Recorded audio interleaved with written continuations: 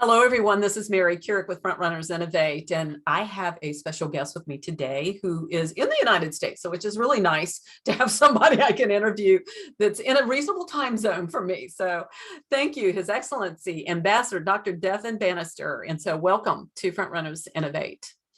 And we appreciate this. You're out of New York, correct? Yes, I am. Yes. Okay. And we're going to be talking with him about his work in education. You know, he's with he's an adjunct professor with a college there. I think it's State College. Is that right?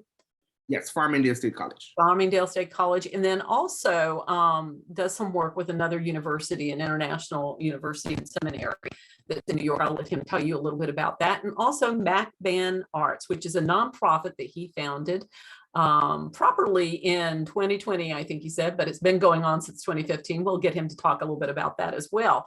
So we're all about impact, education, and volunteerism today. So welcome, Dr. Bannister, Ambassador Bannister. So let's hear about you. Let's hear about your background. What brought you into the work that you're doing right now? So thank you very much for having me here, Mary. It's a wonderful pleasure to be here with you in spite of everything. A lot of chaos going on out there. Oh, yes. We've been trying, but we're working together. So education is something that I'll open with this. Growing up, I heard, because I'm Guyanese by birth, and I moved to the United States in 2010. One of someone that I would consider father to me growing up when I was small, I always hear him say, if you think education is expensive, try ignorance. Ooh. And I didn't get it. So I said, I kept going back and he kept saying it. So I was like, okay, if education is expensive, try ignorance. Education is expensive, yes. Mm-hmm. Ain't no question about that. But ignorance can be more expensive. So then I gathered a concept about it, and that really helped to fuel my passion for education. Mm-hmm. A lot of folks in my family, they're educators. My sister she is an educator in our country back home. My late brother that died, he was an educator as well.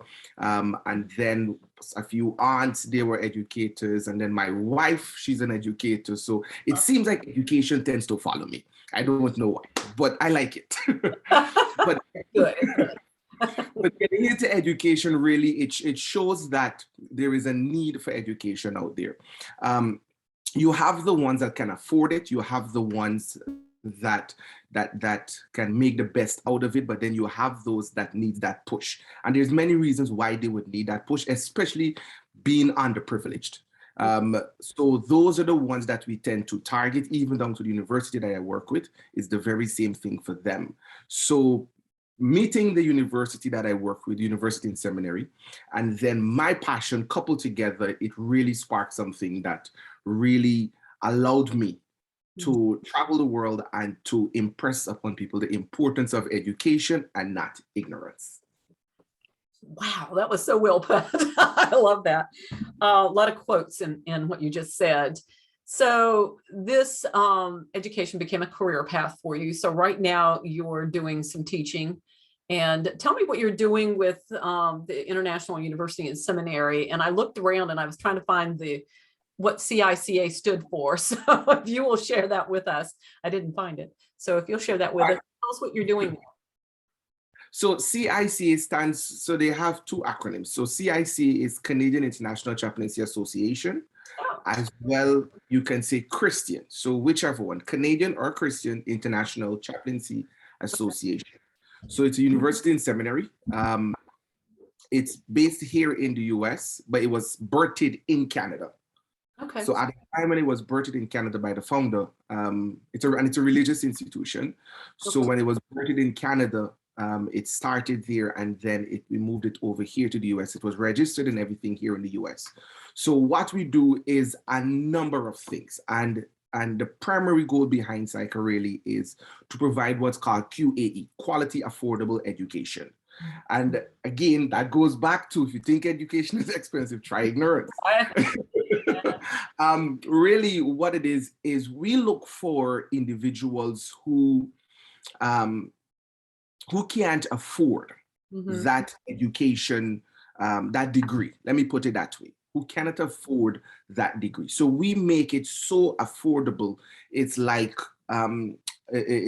someone said to me a few years ago, what you folks are charging really, it's the administrative fees. Yeah. And that is because you have a lot of people, they're very bright.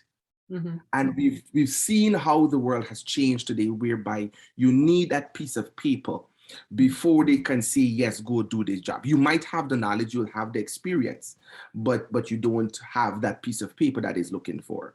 So that is one of the things that CICA itself is geared upon. Yes, we've been accredited by the United Nations with special consultative status. Yeah. Yeah. Yeah, so we've gotten that, and all of that really helps to couple it together. So there's a chaplaincy arm of the university and seminary. What the chaplaincy arm does is we license chaplains throughout the entire world to go and to become marketplace ministers. When I say become marketplace ministers, what I mean is not for the local church or the four walls of the church, if you'll indulge me. Let's say you're the pastor, or anyone who's listening, you're the pastor of a church, and the church have 100 members. You can only appoint 25 people to work inside of that church. When I say work, to hold an office, right? Be it the leader of a department or an executive from a department. But here it is, you have 75 others within the congregation that has nothing to do.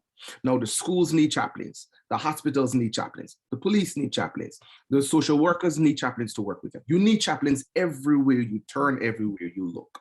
So what we say is, that 75 that you have coming to service every Sunday, coming to Bible study, coming to prayer meeting, coming to church, they're supporting, they're there. Let us license those 75. We will license the other 25 as well as you have. But the 75 that you have, let us license them. When we license them now, they're not obligated to us in the sense that they're not leaving your church. They're still a part of your religious institution.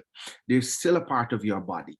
So we take them, we license them, we equip them, we give them the chaplaincy license, we license them as a chaplain, we give them the badge, we give them the ID, we give them the certificate, we give them the diploma. And with that now, they can afford to go out and do chaplaincy work. You have the ones who would look to do it as a profession. There's more studies that would need to be done.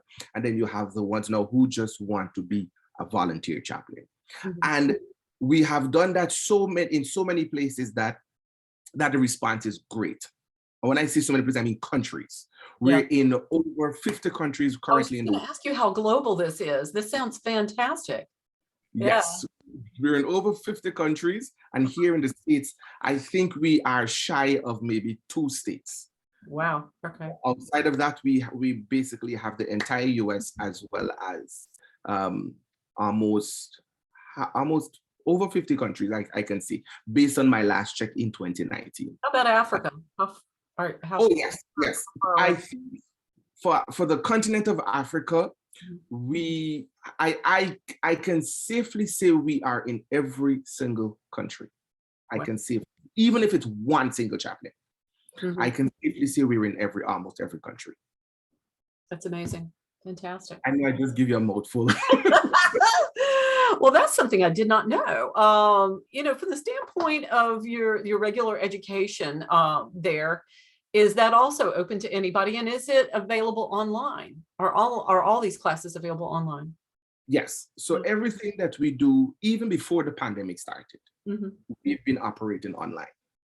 So no matter which part of the world you are, you inquire, or you can reach out to myself directly, or even if you know someone who's there, they would basically connect you with one of us. Okay. And we will correspond via email first, and then we would send you the work. You'll do the work at your own pace.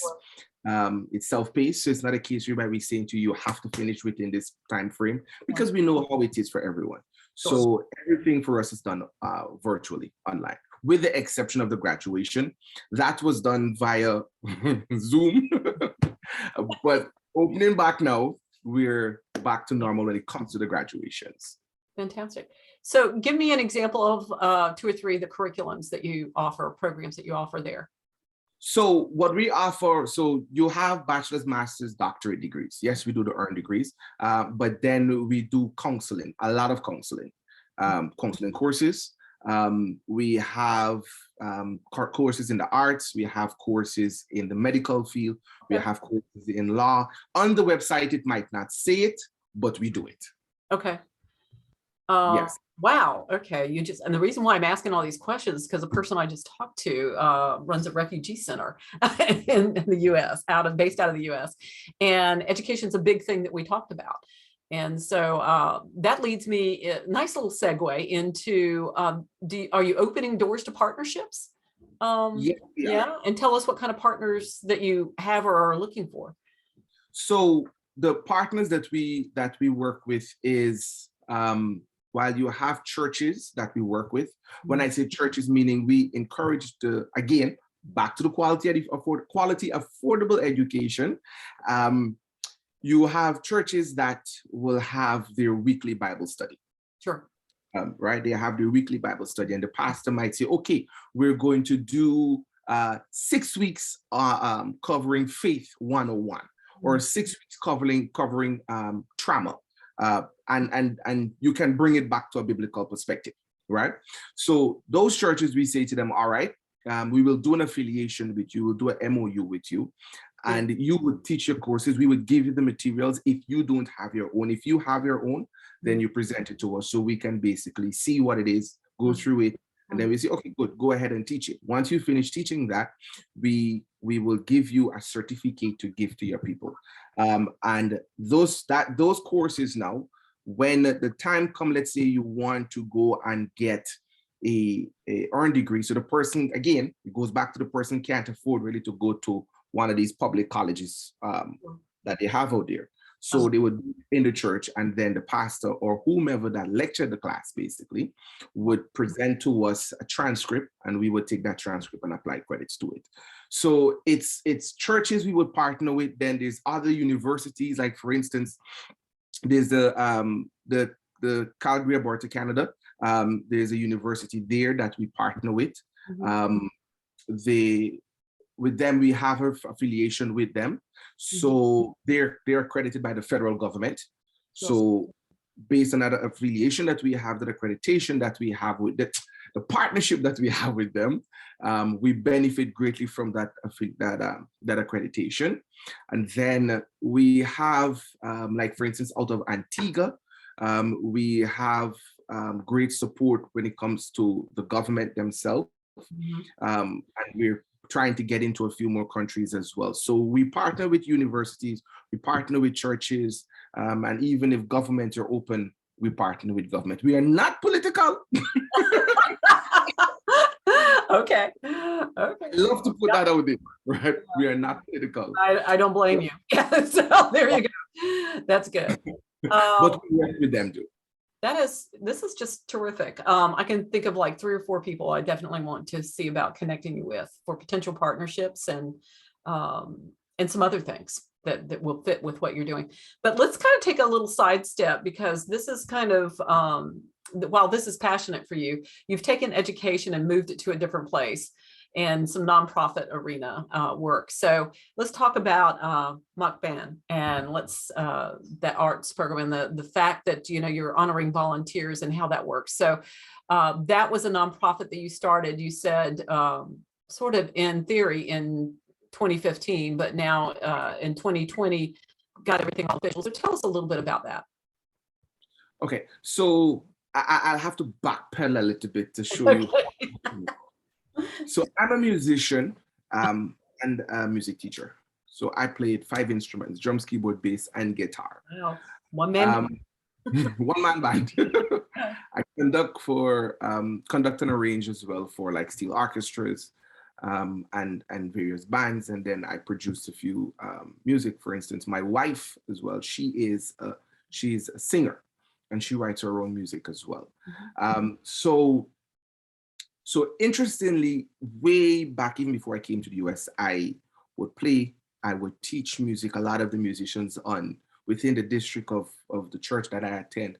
I was instrumental in helping a lot of them, and at the same time giving a lot of them the push and the support, while at the same time I received support and push from seniors as well. So I was like, hey, if someone is helping me, I might as well pass it on and help someone else. Sure. So that really stirred, again, all his education, that stirred my passion. Even in high school, I was instrumental in the music, what you call this thing again? The song for the school, like every school. Yeah, the high school song, yeah. Yes, so the administrators and myself, then we sat together and we put it together. Then I was able to put the music together. So music really, the arts really worked with me for all my life, because since I was age 6, I started playing music, drums, and then I moved to different instruments. When I came to the US now, I continued, but again, you're in the US now, so you got to find your way around. Yeah. So it was a bit of work for me, but through connections with other friends that I know in the music industry, they introduced me here and there. They took me around, so I was able to get a different view. Yeah. But one of the things that I've discovered is a lot of musicians, and not just musicians, a lot of folks in the arts field, right? Arts, because the art is big. It's not just music alone. Yeah. A lot of folks in the arts field, we have the skill, we have the talent. But two things we lack in: recognition, and it's not that we're looking for recognition, but at least a little bit of recognition will work for us from time to time, right? We don't go looking for it, but if you can acknowledge us, that'll be good. And then at the same time now, having that piece of certificate. Yeah. That is something that is missing as well. And what I have discovered is, if you don't have that piece of certificate, you wouldn't get that recognition and that respect that is due. Because a lot of folks feel that, well, because this is your craft, that they mean that you must sell it for peanuts, or you must just give it just like that and take whatever is a hobby or something, right? Not knowing the amount of investment some of us had to make just to get to where we are. Mm-hmm. So the institution that I've created, the nonprofit, really is to help to find ways in which those same individuals in the craft can get the recognition that they deserve, and at the same time can gain that piece of paper. Because the musicians that taught me, yeah, they are so skilled. Yeah. Please don't quote me here. You're on camera. I'm just gonna say. But I'm saying, strike this out of the. If universities were able to just issue an earned doctorate, just by process of evaluation, I kid you not, I think I would recommend some of these fellas for it, because they are so good. But again, when they go for certain jobs, the first thing they ask, where's your certificate? And we don't have that. Why? Because we learn to play by ear. Yeah. Some of us learn to play by sight. For instance, I was blessed and privileged to learn both, right? Which allowed me to get some certificates through the Royal School of Music out of London. But what Magban Arts does is, those are the areas in which we come in. So we, and it's not just for them, even up to the ones who want to learn to play music. If you want to get into the music business or the arts business across the board, we provide all of those different classes at an affordable cost, so that folks can be doing. And again, this is all online, all virtual. So pre-pandemic, that's how we've been doing it. And then the volunteer portion. So last year, Magban Arts, we've been certified by. We've been certified basically to recommend volunteers to the government, basically to be honored. And last December, we had our very first volunteers gala. I do it in the form of a gala. I know sometimes if some organizations or employers wants to honor their volunteers, they might do a little small thing for them. For me, I tend to go big. So what I do is I put on a full out red carpet, full out black tie gala, and I find all the big ones and the small ones, and I pack them in the room together. Why? Because the same way how we can volunteer together and pick up trash, the same way we can be honored together. Whether if you are up here and I'm down here in society, when that time comes for volunteer, we're here together. So we can be honored at the same level.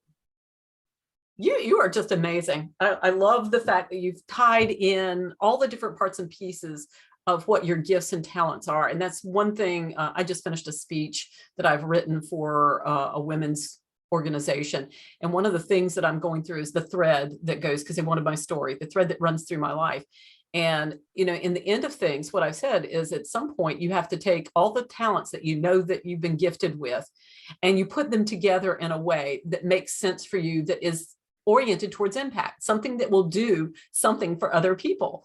And so, yes, you know, the funny thing is, I think some people grab one thing that they've been gifted with, thinking that's the only thing they have, but they're not really looking at all the different things they do well. And I think that's where you come in, is the things that have influenced you. I'm seeing that wall back behind you, so I know there's been a lot, there's a lot of certificates there, a lot of things that have influenced you. You've taken the things that have influenced you, you've taken your base, you know, talents, and, you know, all those gifts of teaching, of speaking, of music that you're using, of appreciation for volunteers and humanitarian, and your spirit of, you know, just of your own source, you know, and in my case, you know, faith. Then you're taking all that and kind of rolling it into different entities that can support other people and also yourself. And so I applaud. You're like, you know, a great example, role model for how to do it, how to do life. So thank you for everything that you're doing. And we'll end up with saying, you know, this, we kind of had this conversation about partners for the university. What types of people would you like to meet moving forward that will help you move MACBAN, you know, forward? So to be able to help to move MACBANs forward, what we're looking for is skilled individuals who've already received that education. Mm-hmm. We're looking to literally turn MACBAN into a full-scale arts university. Okay.